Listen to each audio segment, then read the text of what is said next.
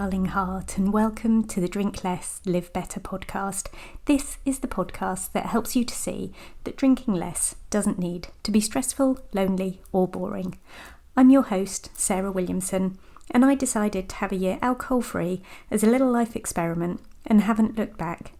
With my experience and training, I now help other women with their alcohol-free or drink less adventures.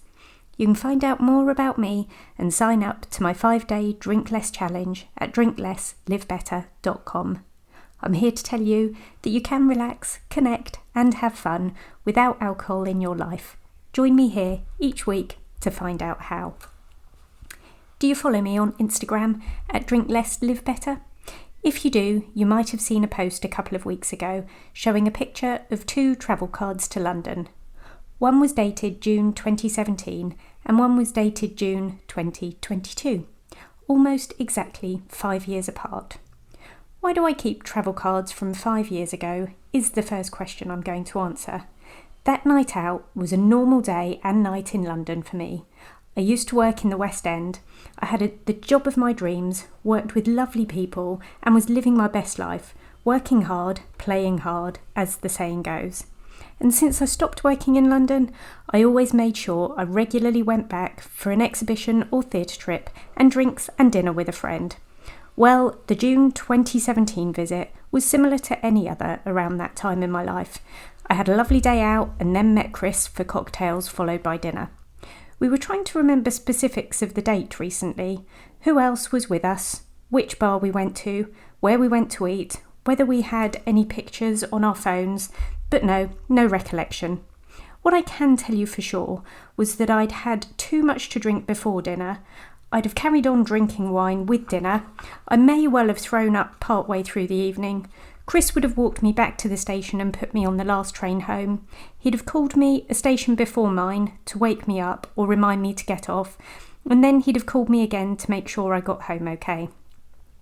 Anywho, the next day I had a hangover. Well, no surprise there, and it was pretty hideous. Probably about an 8.5 out of 10 on the hangover scale, or towards one of the inner circles of hell in Dante's Inferno. I do remember I had a standout thought on that day in 2017. Something's going to change. I didn't say my usual, never again, because I'd already said that 11 billion times before, and I'd never meant it. But something's got to change was a thought, a feeling, accompanied by a deep knowing. That was June 2017, and I'm here to tell you that I carried on drinking and having nights out like that for another 18 months before I was able to spend a year getting a grip on what that change might look like.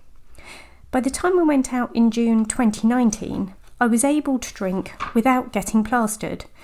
I was able to have a day and night out in London and have 1 glass of wine, a lovely dinner, get the train home safely and feel okay the next day. By winter 2019, I had stopped drinking.